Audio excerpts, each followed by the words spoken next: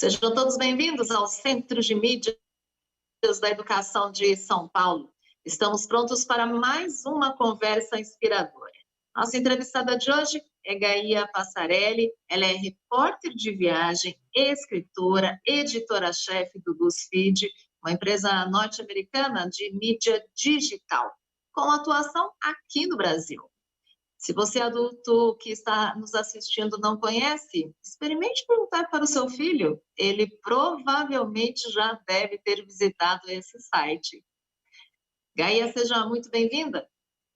Oi, muito obrigada. Prazer enorme estar aqui com vocês. Obrigada pelo convite. Imagino. O público do BuzzFeed é bem jovem, ele começa aí com seguidores a partir dos 10 anos de idade, né? Como é que essa plataforma que se conecta com tantas crianças e jovens seleciona temas, informações e notícias? Bom, o BuzzFeed ele começou nos Estados Unidos no começo dos anos 2000. O site está prestes a fazer 15 anos agora, está no Brasil há 7 anos. O público do BuzzFeed é bastante diverso, mas começa com um público bem jovenzinho mesmo, a partir dos 10, 12 anos. A gente tem muito conteúdo em vídeo, muito conteúdo, aquela postagem, quem está ouvindo a gente aqui talvez saiba, aquela postagem tradicional do site, que são quizzes e listas de coisas engraçadas. Mas o que normalmente nos norteia é o que a gente, internamente, o pessoal chama de truth and joy, né? Verdade e alegria. Então, são conteúdos que são leves, são para cima, né? A gente não trabalha com constranger pessoas ou publicar coisas que façam algum mal de alguma forma, e sempre tem que ser verdadeiro. Aí eu estou falando aqui do tipo de... Eu sou editora-chefe da parte que a gente chama de BuzzFeed Original, que é aquele conteúdo mais tradicional do BuzzFeed, mas o BuzzFeed também tem um canal de culinária, gastronomia, que é o Taste, que é o maior do mundo, e são aqueles vídeos de mãozinha fazendo comida, filmados de cima, assim. E também tem a parte de news, o BuzzFeed News, que é muito grande nos Estados Unidos, está presente aqui no Brasil também. Tem uma redação em São Paulo, colaboradores em Brasília, e daí o trabalho do BuzzFeed News é diferente, cobre política, cobre economia, cobre sociedade, daí é um tipo de jornalismo mais hard news. Uhum. O que não entra de jeito nenhum no conteúdo do BuzzFeed? Tem alguma regra, algum código que vocês seguem? Tem. Boatos não confirmados sobre tudo que a gente for publicar sobre celebridades, pessoas famosas. A gente prefere esperar um pouco para publicar do que correr o risco de publicar alguma coisa e não ser verdade. E a gente jamais publica história dentro do BuzzFeed, né, dentro do BuzzFeed vermelhinho normal ali, a gente jamais publica histórias que possam vir a constranger ou colocar numa má posição alguma pessoa, seja ela célebre ou não. Uhum. E tem que ser uma pesquisa bem grande aí para poder desenvolver um conteúdo. Tem que ser uma pesquisa grande e também tem que ser uma pesquisa rápida, né? Tem isso também. Já aconteceu, claro, na história do BuzzFeed de subir coisa para o ar e depois ter que voltar atrás, ter que publicar. Isso faz parte do trabalho de conteúdo, né? Isso faz parte do jornalismo. Mas tem que ser rápido e isso requer que a equipe esteja meio em contato o tempo todo, né? É muito raro que alguém da equipe tome uma decisão sozinho. Eu vou fazer isso. A gente está sempre em contato uns com os outros, consultando uns aos outros. O que você acha disso aqui? O que você sabe sobre isso aqui? São a parte importante do trabalho. Agora, nesse momento de isolamento social, o BuzzFeed global está com toda a equipe no mundo todo trabalhando de casa desde o começo de março, né? Então, são aí vantagens de trabalhar com internet, que permite que a gente esteja trabalhando à distância com bastante agilidade. Isso é verdade, assim como nós estamos aqui pela escola pública também, né? Acho que está todo mundo aí enfrentando esse desafio. Gaia, além dos cuidados com os temas, né, para chegar a esse público, é preciso dar muita importância também ao formato, à linguagem. Conte um pouquinho para a gente aí como que vocês trabalham com essa linguagem que atinge tantos jovens. Olha, como pessoa, é engraçado, eu já não faço mais parte da demografia de gente que consulta o BuzzFeed de uma base diária, né? Eu tenho 43 anos. Então, até para mim, às vezes, isso é um desafio pessoal, porque eu vou escrever alguma coisa e a minha linguagem já é até um pouco antiquada. Tipo, Gaia, ninguém mais fala assim, gíria de velho. Mas a minha equipe é bastante jovem, então a maior parte da equipe é bastante jovem, então a gente se consulta uns aos outros nisso. Mas assim, a linguagem do BuzzFeed é bastante coloquial, bastante informal, a gente se permite usar gírias e às vezes até gírias que estão começando a aparecer no Twitter, no TikTok, nas redes sociais, a gente já se sente à vontade para usar. Em caso de dúvida, a gente sempre consulta uns aos outros, tipo, pô, você acha que essa palavra aqui funciona? Ou até num nível mais a fundo, assim, essa palavra aqui pode ser ofensiva para alguém, pode ser ofensiva para algum grupo? Se for, a gente troca, né? No final de contas, não falta palavras para usar. Você pode dar exemplo dessas palavras? Ai, agora você me pegou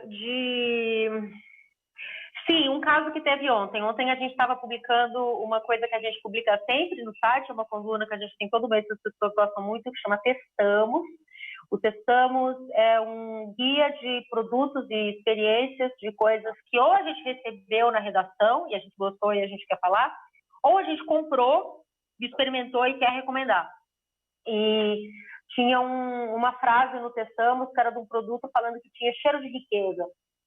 E a gente se consultou, assim, tipo, cheiro de riqueza não é uma coisa que meio dá para problematizar? Eu sei que numa conversa entre amigos, assim, aqui na sala de casa, numa mesa de bar, isso passaria batido. Mas se publicar no site, não é meio estranho? Que a gente está falando que quem, né? Porque subjetivamente você está falando ali de que quem é rico cheira melhor. Isso não é uma coisa que a gente poderia trocar? Então, esse é um caso recente que aconteceu ontem. Fala, sim, todo mundo concordou. Sim, essa expressão já está em desuso, essa expressão não dá mais para a gente manter, vamos trocar. Mas são por isso que é importante a gente ter um trabalho de redação. Todo o conteúdo, antes dele ser publicado, ele passa por outras pessoas que estão ali capazes de apontar, essa frase perdida aqui no meio ela é um pouco problemática, vamos trocá-la. Interessante. Quais são os elementos principais assim, que não podem faltar na página do BuzzFeed? É o que eu acho que, voltando um pouco ao que eu falei agora, é a tal da verdade e alegria. Assim que começou, assim que a OMS classificou o coronavírus como pandemia mundial e todo mundo, né, a gente começou essa discussão muito forte sobre a necessidade do isolamento social. O que a gente fez de imediato foi começar a publicar bastante conteúdo sobre isso. Não conteúdo necessariamente noticioso, mas muito relacionado à saúde mental, a como as pessoas podem se preparar para ficar em casa, como lidar com essa situação, que afinal de contas é uma coisa extraordinária para toda a nossa geração, né?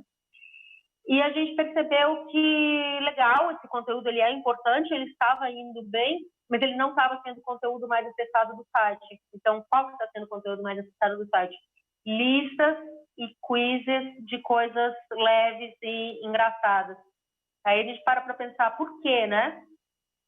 É porque as pessoas estão muito na internet agora e elas precisam, acho que elas chegam no BuzzFeed meio dispostas a parar de prestar, a querer sair um pouco desse modo de noticiário muito dramático. Elas querem se distrair, né? Então, é claro que é super importante a gente falar sobre o que está acontecendo no mundo. Ninguém aqui está pedindo para a galera ficar alienada, mas a gente entende que tem essa missão também de continuar fazendo lista de imagens de gatinho bonitinho, coisas engraçadas, filmes, séries, celebridades, coisas divertidas, porque as pessoas precisam disso também, elas nos procuram para isso. Uhum. Como é que vocês medem a interação do público? Em tempo real, o tempo todo, pela nossa equipe de inteligência social. Isso é uma coisa que o BuzzFeed é muito, muito, muito baseado em redes sociais e a gente está sempre olhando normalmente olhando cada uma das menções que estão sendo colocadas ali. É um termômetro da internet em tempo real, né? A gente, inclusive, permite que o próprio leitor do BuzzFeed escreva para a gente, sabendo que vai ser escutado, para apontar, às vezes, algum artigo, alguma lista, algum quiz que não foi legal por algum motivo, porque, afinal de contas, a gente também pode errar, né? E tem um grupo muito grande do BuzzFeed dentro do Facebook.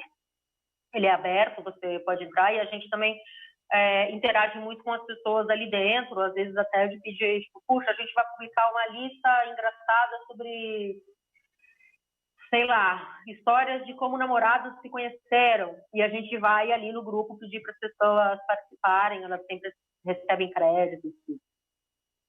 Ah, interessante. Você é editora.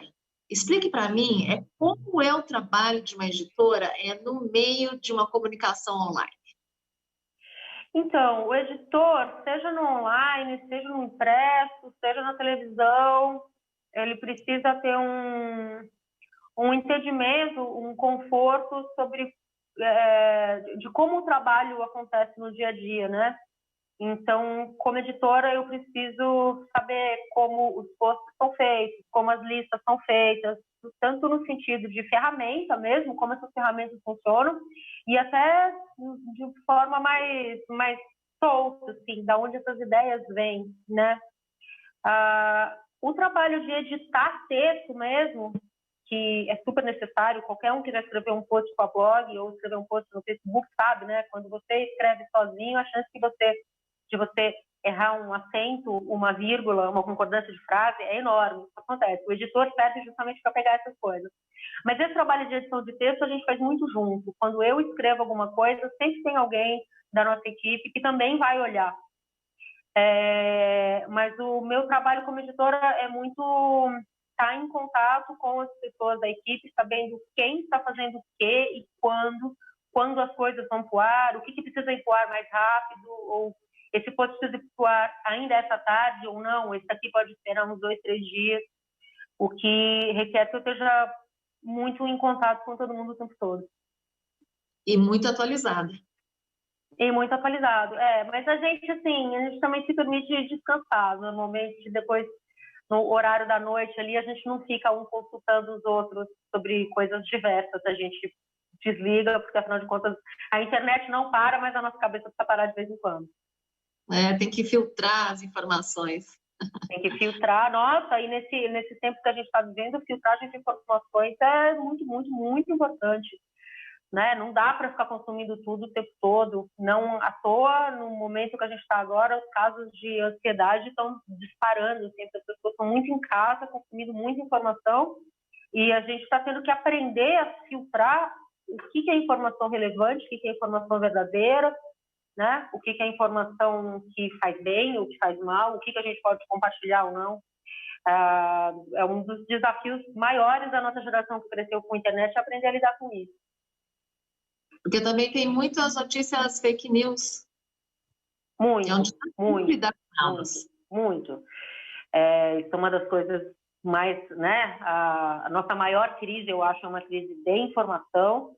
As pessoas não estão acostumadas com a ideia de checar, né? Da onde elas não estão acostumadas muito com a ideia nem de questionar se essa informação é verdade ou não. Acho que isso é o mais sério. Mas, ao mesmo tempo, sendo até um pouco otimista, a gente está começando a ver primeiro casos de condenação por compartilhamento de fake news. Então, acho que isso vai ser um assunto bastante importante daqui para frente. Gente, sempre chequem, tá? Por favor, não compartilhem as coisas a esmo. É uma das paradas mais nocivas no mundo hoje. Como é que as pessoas Como é que as pessoas podem... Falhou? Repete para mim. Como é que as pessoas podem checar a informação? Você teve uma coisa muito interessante que aconteceu agora, assim que estourou a crise do coronavírus, que foi uma pesquisa que mostrou que a confiança das pessoas nos veículos de comunicação tradicionais, ela voltou. Só um minuto que eu coloco a campainha. Lô, você atende, por favor. Fala que eu pego depois, tá? Trabalhar em casa, né, gente? Essas coisas acontecem, estou tocando o telefone. Enfim, a confiança das pessoas está voltando para os veículos de comunicação tradicionais. Jornal, rádio, TV. até a própria internet, mas eu acho que isso é uma das coisas principais. Você vê se a fonte da onde você está recebendo aquilo já é uma fonte fidedigna. Esse site, ele realmente existe? Da onde veio essa informação? O que te diz que o Zezinho, primo do amigo do porteiro, da conhecida, da sua tia, sabe mais sobre alguma coisa do que um repórter treinado que realiza essa profissão há sei lá quantos anos? Sabe? Que tem, no momento que a gente está vendo agora, né? Ou um cientista que se baseia em métodos cientificamente confirmados, né? Mas a gente vive numa fase em que essas coisas são realmente muito, muito nubladas, porque a gente tem o presidente dos Estados Unidos falando que é ok tomar produto de limpeza para se livrar de uma doença. Então, complicado, né? Mas no jornalismo tradicional sempre se dizia que uma informação precisa ser checada por 3 pontos diferentes. Isso é uma coisa que dá para a gente aplicar no que a gente recebe hoje em dia, no WhatsApp, nas redes sociais. Tome você o cuidado de checar isso por 3 pontos diferentes, preste atenção se essas fontes são dignas. E assim, na dúvida, não compartilha. Sabe? Se tem o bichinho da sensatez aqui na sua cabeça dizendo, cara, essa notícia é estranha, na dúvida não compartilha, evita. Ótimo, porque senão pode criar mais confusão ainda. São confusões que têm sido criadas, né? Eu não vou entrar no assunto político aqui, mas se a gente falar da própria prevenção de vírus, do coronavírus, todo tipo de informação estranha rolando, até gente falando do tipo, não, protege a capa com plástico. Pelo amor de Deus, quem que vai colocar plástico no rosto? Sabe? Lava a fruta com um determinado produto de limpeza. Não coloca produto de limpeza na fruta, isso é uma loucura. Lava com água. Ou usa vinagre, como todas as nossas avós sempre fizeram, né? Então, essa é uma das partes mais importantes do trabalho jornalístico hoje. E eu não trabalho no BuzzFeed News, né? Eu trabalho no BFO, mas eu fico muito feliz de ver que a gente tem uma equipe de repórteres muito experientes e absolutamente comprometidos com informação real, colocando a informação ali para os brasileiros. Muito bom. O seu trabalho ele exige muita pesquisa, muita leitura. Em que momento da sua vida o interesse pela leitura foi despertado? Nossa, aí eu preciso ir lá atrás. Eu fui a primeira criança na época eu sou do ABC, né? Na época eu morava em Ribeirão Pires, eu estudava numa escola pública do ABC e eu aprendi, eu tenho essa lembrança assim da minha mãe ser chamada na escola para conversar com a professora porque eu já estava lendo. Antes das outras crianças, eu já estava lendo, eu era muito quietinha, assim, tinha dificuldade de concentração, então ao invés de prestar atenção na aula, eu ficava com os meus livrinhos, assim, que eu ficava lendo. Então, esse interesse pela leitura, ele sempre existiu, muito por influência do meu pai e da minha mãe, que foram leitores vorazes, assim, minha mãe em especial, apesar da minha mãe ser uma pessoa que não terminou o colegial, né? Ela estudou só até o segundo colegial, mas ela sempre gostou muito de ler e ela passou isso para mim e para minha irmã. Na minha casa sempre teve livros de todos os tipos e nenhum livro era proibido ou era tabu. Era meio, tá, você quer ler isso aqui, então você vai precisar entender sobre o que isso trata, qualquer coisa conversa comigo. E eu cresci uma boa leitora por causa disso e a minha irmã também. Minha irmã é uma pessoa que também lê muito. E meio isso, mesmo nos momentos em que eu não estava interessada na escola, por exemplo, eu sempre consumi muito livro, e todo tipo de livro. Eu li muita história em quadrinhos na vida, li ficção, não ficção, crônica, jornal, e acho engraçado quando a gente fala hoje que os jovens e os adolescentes não leem mais porque eles estão na internet. Muitas vezes quando você está na internet, você está realmente lendo. E existe um mercado enorme para a literatura de jovens adultos, né? Essas séries de distopia, séries para jovens, elas são muito, muito, muito populares, muito lidas, muito vendidas no mundo todo. Então, eu acho que... Eu me recuso a acreditar que o jovem não está lendo. O jovem está lendo sim, talvez ele esteja lendo de outra forma. Uhum. O que a leitura desperta nesses jovens? o principal, acho, é a curiosidade pelo mundo ao redor. Acho que isso é a coisa mais importante. Assim. Quando eu, muitos anos depois de ter sido uma estudante, ter sido jornalista de música, ter sido apresentadora de TV, eu comecei a viajar muito a trabalho, né, para escrever sobre os locais que eu visitava. E a leitura foi uma ferramenta imprescindível nesse momento, porque antes de viajar, através da leitura, eu já podia ter um contato com os lugares para onde eu ia, então eu também já chegava preparada para saber o que eu queria encontrar, que história que eu poderia procurar, né? Acho que a leitura te traz muitas ferramentas para você entender o mundo, né? A interpretação de texto é uma das ferramentas mais importantes que a gente pode ter. Não basta ler, você tem que entender o que você está lendo, você tem que questionar o que você está lendo, você tem que ter senso crítico. A gente não pode aceitar como verdade. A gente está falando de fake news agora há pouco. A gente também não pode aproveitar como verdade qualquer coisa que você está lendo em qualquer lugar, não é? Você tem que saber pensar sobre o que você está lendo. E acho que quanto mais você lê de fontes variadas, de diferentes pessoas, em diferentes lugares, mais você desenvolve essa capacidade crítica mesmo. Uhum. Você foi VJ da MTV entre 2010 e 2013. Como é que foi essa sua experiência como apresentadora? Foi muito maluca, porque eu nunca tinha pensado em ser apresentadora de televisão na vida. Já faz muito tempo, mas as pessoas me perguntam sobre isso ainda hoje, né? Tá aqui você perguntando. E, assim, eu cheguei na MTV porque eu já era repórter de música. Eu já escrevia sobre música na internet para alguns veículos há alguns anos. E aí a MTV me chamou para fazer um trabalho de curadoria de uma faixa de videoclipes que eles passavam à noite, que era de música, enfim, música alternativa, de vanguarda e tal. Por causa disso, uma hora eles me chamaram para fazer um teste para ser VJ. E como pessoa que cresceu vendo MTV, né? Porque a MTV entrou no ar quando eu tinha 13 anos, eu passei a adolescência inteira assistindo. A oportunidade de ser VJ era boa demais para deixar passar, era muito realizar um sonho de adolescência. Assim. Por mais que eu já não fosse mais adolescente, eu já tinha 30 e tantos anos, já era mãe, mas era bom demais para perder. E daí eu fiz um teste. O teste de VJ colocam uma câmera na sua frente e pedem para você falar umas coisas. Eu tinha certeza que eu tinha ido super mal. Eu falei, imagina, eles nunca vão me ligar. Depois de um mês eles ligaram, tipo, a gente quer que você comece o dia tal. Aí, por não ter nenhuma... Eu não tinha desejo de ser apresentadora de TV como a figura da âncora de televisão, ou, enfim, Fernanda Lima, Daniela Scarelli, não tinha muito, eu achava legal, mas não era tipo um desejo meu enquanto carreira. Falei que tudo bem, só que eu fazia questão de programar o meu próprio programa, no sentido de escolher quais eram os meus assuntos, as minhas pautas. Isso para mim era importante.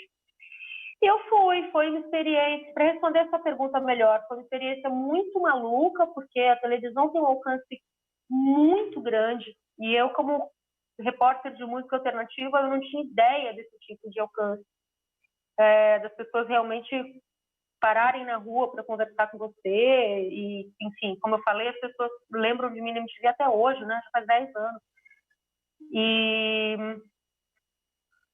é isso, foi muito doido. Eu tive que deixar vários preconceitos que eu tinha, porque rapidamente eu percebi na televisão que ninguém estava interessado no tipo de música super alternativa e experimental que eu gostava. Na televisão, as pessoas realmente queriam ver a Lady Gaga e a Katy Perry. E eu tive que entender que tudo bem colocar eu gostar da Lady Gaga ou da Katy Perry não era um problema, era algo que eu também podia gostar. Então, enfim, eu acho que eu tive que aprender a entender mais o gosto da minha audiência, né? Porque passou a ser uma outra audiência naquela época. E aprender muito como funciona a televisão, como que você se expressa. Você tem um gato aqui. Essa é a Jezebel, que mora. Ai, que beleza. E, enfim, tive que aprender muito sobre ouvir a própria audiência, que certamente foi um aprendizado muito importante para onde eu estou agora no BuzzFeed. Sim. Os estudantes, eles também se envolvem, né, com desafios aí parecidos com o de um apresentador, seja para apresentar os trabalhos em plena sala de aula, seja para gravar vídeos relacionados aí aos temas da escola. Só que às vezes também existem barreiras como a timidez, a falta da prática. Que dicas você deixa para esses estudantes que também têm que enfrentar esse perfil aí de apresentador? A resposta mais curta, e não é nada fácil, então posso soar um pouco hipócrita, vocês me desculpem, mas assim, é necessário perder a vergonha. No momento que você perde a vergonha de estar na frente da câmera, a coisa funciona. Esse perder a vergonha é muito difícil. A gente tem muito ego, né? Então, se você está na frente da câmera e você está super preocupado com como você está aparecendo, como estão te vendo, a chance é que você vai estar com um movimento travado, você vai estar meio assim, você vai estar como... A câmera, ela pega tudo, né? A câmera entrega tudo. Então, você tem que aprender a ficar genuinamente confortável na frente da câmera. Por que algumas pessoas são tão boas na câmera? Né? A gente fala que a câmera ama a pessoa. Porque essas pessoas já se entenderam com a câmera como se fosse um amigo. Sabe, um dos melhores conselhos que eu recebi da minha diretora quando eu comecei a trabalhar na MTV, tipo, entende que a câmera é tua amiga, conversa com ela. Não fica pensando nas pessoas que estão lá atrás, mas pensa só no visor ali, conversa com ela como se fosse, e fica à vontade com ela. É claro que, assim, isso não é fácil, isso não vem de uma hora para outra e precisa de treino. Não tem ferramenta melhor do que se gravar, ainda mais hoje, que a gente tem tanta, né? A gente tem celular, a gente tem computador, a gente tem tanta possibilidade. Se gravar falando e depois ver o que você está fazendo que é bom ou não é bom, onde que você está acertando, onde que você está errando, e vai tentando corrigir. Isso vem com a prática mesmo, mas o perder a vergonha é o mais importante. Falando assim, para mim não foi fácil. O meu primeiro um ano inteiro na MTV foi muito difícil. Eu odeio ver esses vídeos até hoje, porque eu tô sempre super travada. Dá para ver no vídeo que eu tô, tipo, dura, assim. Eu fui relaxando depois, no momento que eu também fui entendendo que ou relaxava ou não ia rolar. Mas, assim, a gente está falando de câmera, né? Mas ir na frente de uma sala de aula com 40 pessoas e apresentar um trabalho é super desafiador, é super difícil. Você está pensando ali como que seus colegas estão te julgando, você acha que alguém vai te zoar. Às vezes alguém vai te zoar mesmo, isso vai acontecer, não somos imunes. Então, você treinar em casa, se preparar, conhecer bem o seu assunto, dominar bem o seu assunto, é a melhor coisa que você pode fazer. E trabalhar, acho que principalmente também a própria segurança interna, né? Porque errando, acertando, não é tão importante assim. O importante, eu acho que é a vontade de você passar aquele conteúdo, compartilhar aquilo que você sabe, aquilo que você aprendeu, principalmente dentro do ambiente escolar. Isso, compartilhar o que você aprendeu é super importante, mas para isso você precisa estar seguro de que você aprendeu aquele conteúdo que você vai passar, né? Você não pode estar gaguejando, eu acho que é isso, mas eu não tenho certeza. Não, se prepara direitinho. Quanto mais bem preparada você tiver, melhor você vai conseguir passar a sua mensagem, né? Isso é muito valioso. E, assim, também tendo em mente que errar faz parte, ainda mais quando a gente está na escola, quando a gente está estudando, onde a gente está para errar mesmo, né? Porque é onde a gente vai consertando as coisas. Então, errou, gata, volta um pouquinho, faz de novo e acerta. É isso. Você não fica uma mancha pro resto da tua vida porque você gaguejou, falou uma palavra errada, comeu uma frase. Você conserta e vai em frente. É isso mesmo. E no caso desses alunos gravarem um vídeo, eles também têm que pensar um pouco no cenário, na questão do áudio, na questão da luz, isso também interfere muito. Principalmente luz. Luz é mais importante que tudo, assim. A gente tem, enfim, celulares hoje em dia captam muito bem, quanto mais caro, melhor, né? Enfim, o meu não é desses, mas celular também, mas assim, você testar em casa, luz natural normalmente funciona melhor que qualquer coisa. E é muito fácil comprar hoje em dia, é relativamente barato, acho que com R$20 você compra aquelas lâmpadas redondas, a gente chama de luz de blogueira, mas com certeza tem ring light, não sei, que você coloca no celular e já faz uma diferença legal, assim, porque não é aquela luz branca, dura, é uma luz um pouco mais difusa, um pouco mais amarelada, um pouco mais confortável. Cenário, lógico, é super importante. Eu estou usando um pano que eu tenho pendurado na parede aqui, ó, com o mapa mundi. Cenário é super importante, mas a luz é mais importante que tudo. Uhum. A partir do trabalho que você realizou como VJ na MTV, você também passou a escrever músicas para música, né? Temos sobre música para a Folha de São Paulo, Revista Bis, entre outros.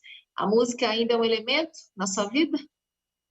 Música é um elemento super importante na minha vida, sempre foi. O meu pai era pianista e musicista, tocava vários instrumentos, ele foi maestro e a gente ouvia muita música, na época discos de vinil, né? Ouvia muita música em casa, meu pai era muito ligado à música clássica e a minha mãe gostava de artistas populares, MPB, Gil e Caetano, Elis Regina, Chico Buarque, um pouco de tudo. E eu e a minha irmã crescemos muito ligadas em música. A minha irmã, enfim, aprendeu a tocar baixo, aprendeu a cantar, aprendeu a fazer várias coisas. E eu não desenvolvi talento musical nenhum, mas eu comecei a escrever sobre música. Eu montei meu primeiro website de forma totalmente instintiva, assim, em 1997, com a ajuda de 2 amigos, que era para falar sobre as músicas que a gente gostava. E isso acabou se tornando uma carreira, assim, uma carreira um pouco difícil, porque o jornalismo cultural é uma área restrita, é complicado. Para mulheres, jornalismo musical é mais difícil para mulheres do que para homens, porque você tem que ficar o tempo inteiro provando que você realmente entende daquele assunto e que você não é apenas um rostinho bonito e etc. Mas depois acho que eu cheguei no auge disso ali quando fui VJ, depois disso achei que não tinha muito mais para onde ir e eu quis mudar de carreira mesmo, achei que já estava na hora de fazer outra coisa, ia ser benéfico para mim se eu aprendesse a fazer outra coisa. Mas isso não significa que eu ouço menos música, né? Imagina, eu ouço música pra caramba em casa, mas talvez eu tenha dado uma estacionada, no sentido de não preciso mais ficar procurando quais são as últimas, não sinto mais essa necessidade de ficar procurando quais são as últimas novidades musicais. Hoje em dia eu estou feliz ouvindo as coisas que eu ouço mesmo e está ótimo assim. E como eu estou envelhecendo, né, acho que eu estou ficando com o gosto dos meus pais. Eu ouço muita música clássica, eu ouço muito MPB. Minha mãe gostaria de ouvir isso, né? A música é muito inspiradora. Sim. Você também é autora do livro Mas Você Vai Sozinha? São crônicas, na verdade, né, sobre viagens que você fez aí pelo mundo, tem passagem pela Índia, por Portugal, África do Sul, Brasil. Como é que você se tornou escritora? Então, depois da experiência da MTV, e na época eu estava escrevendo para vários veículos aqui em São Paulo, eu estava fazendo muito trabalho como freelancer, né, para vários lugares, e eu montei um blog, quem quiser entrar é gaiapassarelli.com, está no ar ainda, onde eu, enfim, colocava as reportagens que eu estava fazendo, e eu peguei um trabalho como tradutora num site norte-americano que estava chegando no Brasil, que era um site de viagem. E, enfim, eu subi de posição muito rápido ali, me tornei editora do site aqui no Brasil e eu comecei a ser convidada para viajar para vários lugares, para escrever sobre esses lugares, o que é um sonho, é super legal, é a melhor profissão que tem. Mas, enfim, acho que eu comecei a colecionar para mim mesma algumas histórias de coisas legais que aconteciam comigo nas viagens, né, e eu tinha também o hábito de mandar longos e-mails para os meus amigos quando eu estava viajando, contando alguma coisa que aconteceu. Aí, sempre tive esse desejo de ser escritora, só que na minha cabeça, para eu me confirmar escritora, era necessário que eu tivesse um livro. Um livro de verdade, de papel, com capa, bonito, à venda nas livrarias, né? Eu sentia que para eu poder me apresentar como escritora, eu tinha que ter um desses. E eu comecei a conversar com as minhas amigas, assim, sobre as ideias que eu tinha para escrever um livro e tal, e foi uma delas que falou, tipo, escreve sobre as viagens que você está fazendo, você tem tanta história legal, né? Essas histórias, assim, às vezes são as histórias que, normalmente, as histórias boas são as histórias que a gente compartilha com os nossos amigos quando você está comendo algo, ou para a gente que é mais velho, estar numa mesa de bar, assim, histórias de coisas que deram errado, histórias engraçadas. E eu tinha várias dessas. Aí eu montei uma proposta de livro, levei para algumas editoras aqui no Brasil, não foram aceitas, e depois uma editora grande, que é a Globo, esse material chegou na Globo e a Globo topou publicar. Então, a história é meio essa, assim, o livro vendeu bem na época, está na segunda edição, continua vendendo. Ele é um produto, livro muito bonitinho, né? Ele é ilustrado por uma artista plástica maravilhosa chamada Nália Moraes. As ilustrações são muito bonitas e ele é pensado para um público mais jovem que eu. As ilustrações, a ideia é meio que as pessoas possam fotografar e publicar no Instagram. Essa foi uma sacada da editora que funcionou super bem. Até hoje me marcam quase todos os dias. Alguém tira uma foto do livro e marca. E esse foi um aprendizado muito legal também, de entender que o livro não... O trabalho do escritor é um trabalho muito solitário, né? Você precisa ficar sozinho para conseguir, sozinha para conseguir escrever. Senão o trabalho não anda. Só que o trabalho de publicar um livro não, é um trabalho que envolve várias pessoas. Você não faz sozinho. Você precisa que outras pessoas leiam para ver se está bom. Você precisa ter um editor ou editora que corrija o livro para você, encontre problemas, melhore ele. E esse livro foi uma equipe só de mulheres dentro da Globo que realizou, e ele ficou 1000 vezes melhor do que se eu tivesse feito sozinha via crowdfunding. Foi uma experiência muito legal, assim, trabalhar com essa equipe. E como é que foi o seu processo de escrita para o livro? A primeira coisa que eu fiz, assim, eu estava lidando com experiências do passado, né? Coisas que já aconteceram comigo e tá ali dentro da não ficção. São histórias reais que aconteceram comigo. Então, foi um trabalho muito de memória, de voltar nas histórias que poderiam ser legais, que poderiam funcionar no livro. Eu tive que entender que tinha várias histórias que, por mais simpáticas que elas fossem, elas não funcionavam no livro, porque precisa ter uma história para funcionar, ela precisa ter algum tipo de conflito, né? Algo que te leve até o final. Não dá para ter uma história de, fui em tal lugar e foi ótimo. Isso não é uma história. As histórias que estão lá são sempre relacionadas a coisas que deram errado, e como eu sou uma pessoa muito atrapalhada, sempre tem coisas dando errado nas minhas viagens. E uma coisa que me ajudou muito, muito mesmo, é que eu sempre tive diário. Desde criança, eu sempre tive o hábito de escrever o que está acontecendo comigo. E sempre tive cadernos de viagem. Claro, que isso é uma ferramenta de repórter, né? Como a viagem estava fazendo a trabalho, você estava anotando coisas que ia usar nas reportagens depois. Mas também sempre no avião, ou no ônibus, ou no trem, ou no quarto de hotel, escrevendo sobre as coisas que eu estava observando, que eu estava sentindo. E esses cadernos resultaram numa caixa de madeira enorme que eu tenho, que fica ali no meu escritório. Então, boa parte do trabalho foi voltar nessas anotações e reencontrar essas histórias para poder escrevê-las e reeditá-las. Foi muito bom poder contar com esse material, agradecer a Gaia do passado, tá? Bom que você fez isso, você facilitou muito. Se eu tivesse que simplesmente lembrar todas as histórias do zero, coisas legais teriam ficado para trás, assim. Deve ser um desafio também selecionar o título de um livro, né? Por exemplo, você chegou nesse resultado, mas você vai sozinha? Esse título tem duas coisas. Ele foi uma proposta da própria editora, que trabalhou comigo. Era um título de um post de blog que eu tinha no meu blog, que ela leu e ela gostou. E eu topei, eu gosto desse título porque, assim, ele não é só relacionado à viagem. Isso é uma pergunta que mulheres ouvem em qualquer etapa da vida, né? Mulheres mais jovens, mulheres mais velhas, mulheres ricas, mulheres pobres, mulheres já profissionais atuantes, mulheres estudantes, todas nós escutamos, porque nós somos questionadas, né? Se eu estou indo para algum lugar, não tem ninguém me acompanhando, peraí, mas você está indo sozinha? E não só não tem ninguém me acompanhando, às vezes tem duas mulheres indo juntas e elas são questionadas porque se não tem um homem, então elas são sozinhas. Na época que o livro foi publicado, na época que eu estava editando o livro, teve um caso muito triste de duas turistas argentinas que foram assassinadas no Equador, numa cidade balneária no Equador.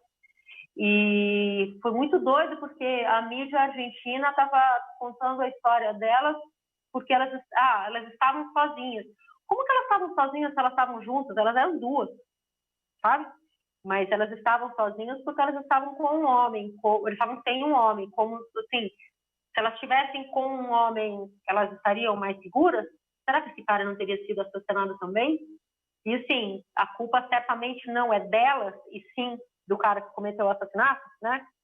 Então, o título, ele é um título leve, engraçadinho, é uma pergunta, mas eu acho que dentro dele tem todas essas questões que são muito importantes para as mulheres hoje.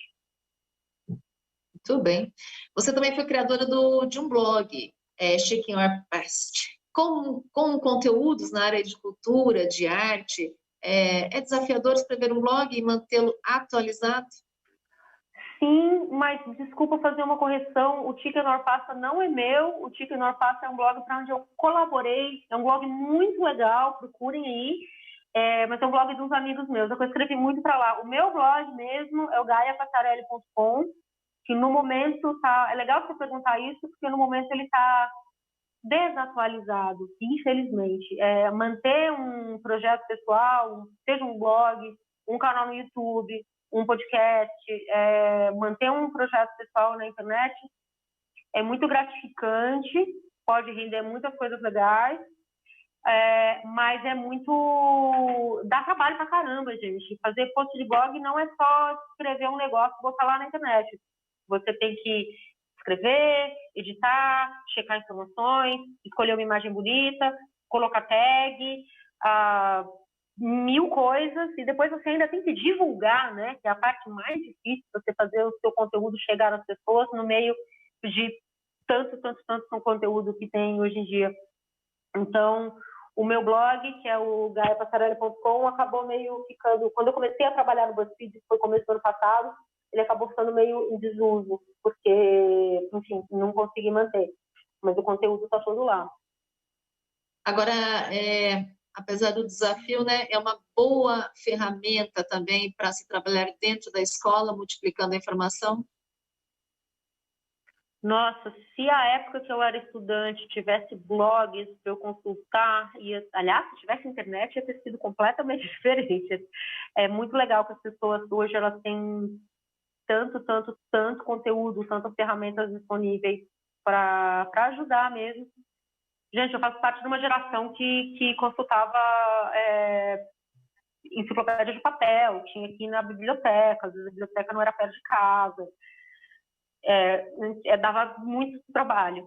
Mas a gente tem um outro desafio que tem a ver com o que a gente estava conversando lá no começo, filtrar essas informações, né? Quais são as informações confiáveis que você vai usar. Agora, fazer blog como ferramenta para se expressar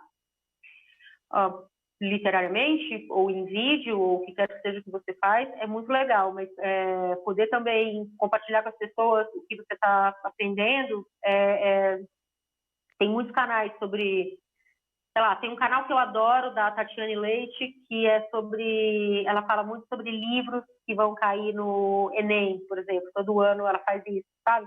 É uma forma de compartilhar conhecimento, é útil para você e é útil para os outros também. E eles também podem envolver a multidisciplinariedade, né? Pode dar dicas aí de português, de geografia, pode transformar uma linguagem de uma forma mais leve, você acha? Acho que sim, com certeza, mas sempre considerando que se você vai compartilhar esse tipo de informação, por favor, tenha muita responsabilidade e compartilhe informação checada direitinho. Não vai colocar material de geografia errado na internet para depois fazer o coleguinha errar na prova. A responsabilidade é importante. Isso é importante de lembrar. Você em toda a experiência que você passou, né, como VJ, como escritora, como criadora aí de um blog, agora como editora, quais foram os desafios que você encontrou em termos profissionais, pessoais, que você conseguiu se superar? No meu caso, Acho que sempre tem o desafio de ser mulher, enfim, você precisa se provar mais, e ser mulher e ser mãe, você também tem que trabalhar em dobro, porque muitas vezes o trabalho todo está com você, né? Eu tenho a sorte, o privilégio de ter tido filho com um homem que é um excelente pai e sempre foi uma pessoa participante. Essa não é a realidade da maioria das minhas amigas, que tem que trabalhar e criar seus filhos sozinhas, porque o homem deixa de ser pai, mas a mulher nunca deixa de ser mãe, né? Então, esse tipo de... O desafio principal é esse. E quando eu trabalhei no jornalismo musical, isso era muito nítido. A gente tem que lembrar que faz mais de 10 anos, tá? Em alguns casos faz 15. O mundo era bastante diferente há 10, 15 anos atrás. Mas, assim, eu sentia constantemente uma falta de ser levada a sério no que eu estava falando, porque essa menina aí que está começando, sabe? Então, às vezes eu falar uma coisa e o meu colega VJ falar uma coisa, só que ele é homem, então o que ele está falando é levado mais a sério, porque ele é homem, então ele entende melhor. Isso foi uma constante na minha vida. Uma outra coisa foi ter que... Uma outra coisa, isso que eu falei, a parte ruim, deixa eu falar agora uma parte boa. Um desafio constante é ter que atualizar as ferramentas que você usa. Então, falei, né? Quando eu era estudante, a gente usava enciclopédia de papel. Hoje em dia, eu estou aqui falando com vocês via Zoom. Eu faço parte de uma geração que não nasceu com a internet. Eu tive televisão preto e branco, telefone de disco. Hoje em dia, usamos celulares. Eu tive que aprender ao longo da vida a me atualizar com todas essas ferramentas. Os meus avós, isso não aconteceu, né? Eles não conseguiram se atualizar com tanta velocidade. Mesmo minha mãe, que tem só 20 anos a mais que eu, mas a minha mãe, hoje em dia, ela tem muita dificuldade com as ferramentas. E isso vale para tudo na comunicação, porque a forma como a gente comunica, ela está mudando o tempo todo. Hoje em dia eu preciso lidar com o TikTok, que para mim é alienígena. Eu olho o TikTok e falo, meu Deus do céu, o que é isso? Eu nunca vou entender. No entanto, o TikTok é uma plataforma importante para o meu público leitor do BuzzFeed. Eu vou ter que entender o TikTok. Ou pelo menos eu vou contar que o pessoal que trabalha comigo entende o TikTok muito bem para me ajudar. Mas esse desafio é constante também, de estar o tempo todo disposta a atualizar a forma como eu trabalho. Porque se eu parar de atualizar, eu vou ficar para trás. Porque essa atualização também envolve os professores, né, que lidam com essa nova geração, que tem também que aprender dessas novas ferramentas. Entre elas, como você acha que pode ser o experimento de um professor para que atinja mais ainda o seu aluno usando ferramentas digitais? Que dicas você deixaria para esses professores? O professor está mais acostumado a falar na frente da sala de aula, mas talvez... É difícil para mim essa pergunta, porque eu não sou professora, então eu não tenho essa experiência para passar. Talvez a dica que eu vou dar, ela não sirva para a experiência do professor. Eu imagino que os professores, nesse momento, estão tendo que se atualizar de forma muito rápida. Eu não sei o quanto esses professores estão tendo o suporte necessário para poder fazer essa transição, porque isso é uma coisa que eu percebi muito agora quando a gente, no BuzzFeed, quando a gente começou todo mundo a trabalhar de casa, o quanto é diferente uma pessoa que tem ali na sua casa, sua mesa confortável, com a sua cadeira, com a sua conexão de internet boa e estável para trabalhar, e pessoas que não têm isso, sabe? Que depende da conexão do celular, que é instável, ela vem e vai, ou não tem um canto silencioso em casa onde possa trabalhar.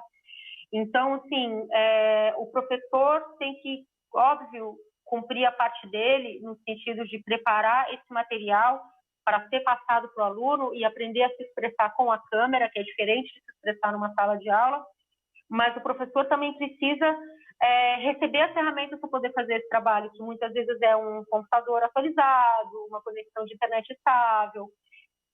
Quem está pagando a conta de telefone, a conta de internet desse professor, sabe? Umas coisas assim. Então, são muitas variáveis que a gente tem que levar em consideração.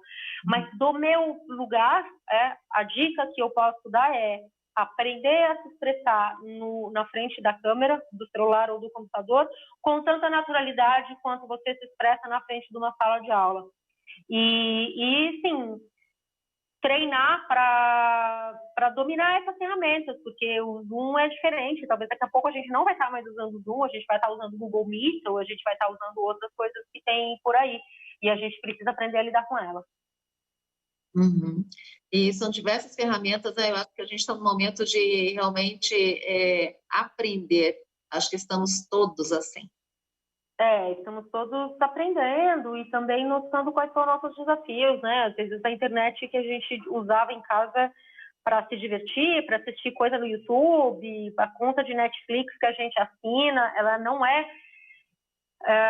esse uso da internet não é o mesmo uso de quem está efetivamente trabalhando com a internet agora o tempo todo. Então, enfim, é uma adaptação que todo mundo está tendo que fazer ao mesmo tempo. Uhum. Agora, a leitura escrita é uma dica constante. Leitura escrita é uma dica constante. Eu estava no meu Instagram, acho que ontem, eu estava com aquela coisa de perguntinha no Instagram, e uma menina me escreveu porque, enfim, ela gosta muito de escrever, lê o que escrevo, etc. E ela perguntou qual que era a dica para não parar de escrever, né? E a dica é a mais clichê de todas, gente, que é ler muito. Quem lê, escreve melhor, né? Não dá para contornar isso. Quanto mais você lê, melhor você vai escrever, porque você tem mais referência e porque você também está se tornando cada vez mais confortável com essa ferramenta que é a leitura escrita. Agora, e praticar, aprender a deixar o ego um pouco de lado, né? Escrever de forma solta e aprender a editar o seu próprio texto, perceber onde ele pode melhorar, perder o medo de mostrar o seu texto às pessoas. E tem uma coisa quando a gente vai publicar conteúdo na internet, tem uma coisa de dar uma engrossada na casca também, sabe? Porque quando a gente está publicando, ainda mais conteúdo escrito, mas vale para vídeos e outras coisas também, a gente está se abrindo a ser criticado, e isso é o que deixa a gente mais inseguro, né? Será que vão gostar? Não, nem todo mundo vai gostar. E a internet funciona desse jeito. Às vezes alguém vai, inclusive, te xingar, falar uma coisa totalmente sem cabimento, só porque ela pode te xingar de forma anônima. E a gente tem que aprender a lidar com isso. Faz parte, a internet não é um mar de rosas, né? Faz parte ter que ver quais são as críticas que são válidas, quais são as críticas que elas não podem te atingir, no sentido de impedir que você continue trabalhando, se estressando, escrevendo, gravando vídeo. Uhum. Eu acho que uma das dicas também, até para facilitar a questão da apresentação que a gente chegou a citar, né? Poderíamos utilizar de uma leitura em voz alta? Nossa, é legal você falar isso, porque sim, a leitura em voz alta é excelente, é super importante. Você escrever, né? Você escrever o seu textinho, o trabalho que você vai apresentar na escola, ou o roteiro do seu vídeo, ou o que quer que seja, lê em voz alta para você mesmo. De preferência, deixa ele descansar um pouquinho, né? Vai, toma um café, dá uma andada, toma banho, dorme, faz outras coisas, volta, pega ele de novo, lê para você em voz alta. Quando você lê em voz alta, você vai pegar problemas de ritmo, de frases que estão excessivamente longas, muitas frases curtinhas juntas, palavras que a gente repete, às vezes na mesma frase ou no mesmo parágrafo. A gente percebe essas coisas de um outro jeito quando a gente está lendo em voz alta. Quando a gente está só com o olho no papel ou na tela, não é tão claro assim. Então, isso é super importante. E uma outra coisa que também é muito simples e ajuda demais mostra para alguém, sabe? Para uma amiga, para um amigo, para alguém que esteja perto de você e que você sabe que vai te falar algo mais do que ai, amiga, tá ótimo. Porque o ai, amiga, tá ótimo é bom, mas não resolve vida. Você só vai falar, tipo, que bom, tá legal. Mas mostra para alguém que vai fazer com você um comentário, uma crítica construtiva, que vai conseguir te apontar um problema sem te colocar para baixo, sabe? Falou, não entendi o que você quis dizer aqui. Sabe? Isso ajuda demais. Uhum. E também tem uma questão com a dicção, né? Quando você lê em voz alta, eu acho que você tem a oportunidade de pronunciar melhor as palavras. Elas podem ser lidas de uma forma um pouco mais lenta, um pouco mais rápida. Você pode entrar dentro da interpretação de um texto. Então, são coisas que não a leitura pela leitura, mas a leitura junto com esses elementos. É assim que você também tem? Não, ajuda demais e principalmente numa situação em que você vai apresentar, por exemplo, um trabalho de escola lá na frente da sala, né? Que é algo que todo mundo sempre fica, com razão, fica nervoso antes. Se você treinar sozinho, lendo para você mesmo em casa, a chance é que você já está confortável com aquelas palavras, com aquelas frases, por mais que sejam palavras complicadas. Então, na hora que você for apresentá-la na frente, claro, tem o nervoso faz parte da vida, ele sempre vai estar ali. Mas se você já treinou, você já sabe pronunciar aquelas coisas, você vai estar um pouquinho mais seguro ou segura, você vai estar um pouquinho menos desconfortável, sabe? Putz, essa palavra aqui eu já sei como fala, eu não preciso me preocupar com essa parte. Porque coisas para se preocupar sempre vai ter, gente. Esse nervoso, ele não passa. Hoje em dia, eu até hoje eu fico nervosa se eu preciso... Sei lá, outro dia eu precisei fazer uma apresentação no BuzzFeed sobre os números da empresa no trimestre. E são pessoas com quem eu trabalho todos os dias. Enfim, tomo café, tomo cerveja, faço piada, sou super confortável. Eu estava super nervosa. Por quê? Porque envolve você ir na frente e se expor, né? Então, esse nervoso, ele fica aí. Ele fica aí. Eu acho que ele nunca desaparece, né, Gaia? Nunca desaparece, mas a melhor coisa que a gente pode fazer para lidar com ele é estar confortável com o material que a gente vai apresentar.